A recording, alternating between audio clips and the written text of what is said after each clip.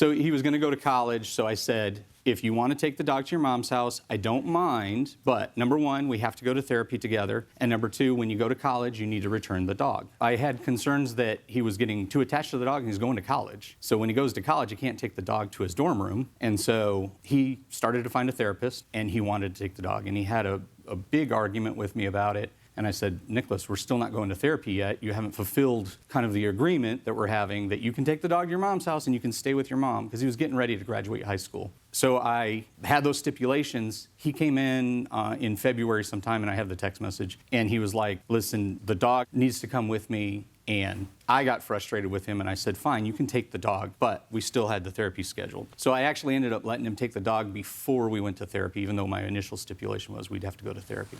We went to that first therapy session, and when it was his time to say why we're there, he asked me to leave. He was 18 at the time, so I left the room. And I don't know what else happened in the room, but when he came out, he seemed upset. I said, okay, well, the next time we need to go to therapy, let me know. He never called me again. I assumed he was still going to therapy because he had what his mom and I had discussed was some anxiety about kind of going out into the world. He liked playing video games and staying at home with the dog. That was it. Didn't want to go anywhere. Right before his graduation, I found out he quit his job. He was not going to go to college. He had been accepted to an East Coast college that we went and toured in October. And he was going through testing in high school right then, so I wasn't going to instantly ask for the dog back. So I waited until he graduated, and 5 days after he graduated, I sent him a text message and I said, Nicholas, if you're choosing to not go to college, not to complete your education... I want the dog back. I want the dog back. That's why we're here. Yeah.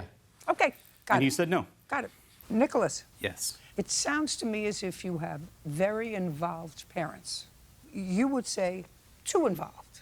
You're 18, but they are very involved parents. I mean, many of the parents that I see here are not involved parents. They wouldn't think of saying, listen, things aren't going well between us. Let's see if we can get to the cause of this problem and see if we could work it out. They'd say, you don't like that? Goodbye, my heir. Here's the door, goodbye. So it seems as if things have been going pretty well over the last 5 years with shared custody, parents who have both tried, despite the fact that they don't get along, but they've tried to co-parent the five of you.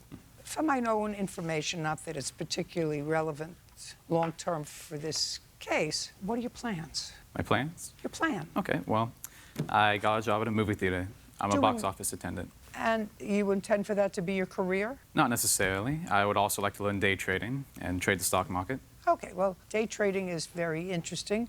A little education would help you in that direction. What school were you accepted to in the East? I was accepted to Embry-Riddle. Had you visited it? Yes, once. Did you like it? Yep, the school was nice. And what was it that caused you to decide not to go? Mostly financial. I wasn't getting that much financial aid, and both my parents said that they weren't going to help me pay for it. So you didn't want to go into a hole for school? Yes. Did you explain that to your father? I did not explain it to my father, because this happened after we separated. Is this the first you're hearing that the financial was part of the reason that he decided not to go? Is this the first time you're hearing it? It's the first time that that's the reason being used, yes. Okay. Is it accurate that, other than the financial aid that he was getting at the school, that he was on his own for the purposes of loans for the rest of tuition? So in November, I told Nicholas, because we went in October, and we were waiting for his acceptance. So I told him in November to start applying for the grants. The school has a whole list of grants. He didn't apply for grants? He didn't do any Applied of for them. the grants, okay. So finances were the problem. Well, now he's saying he didn't do it, which 17-year-old. Some of them are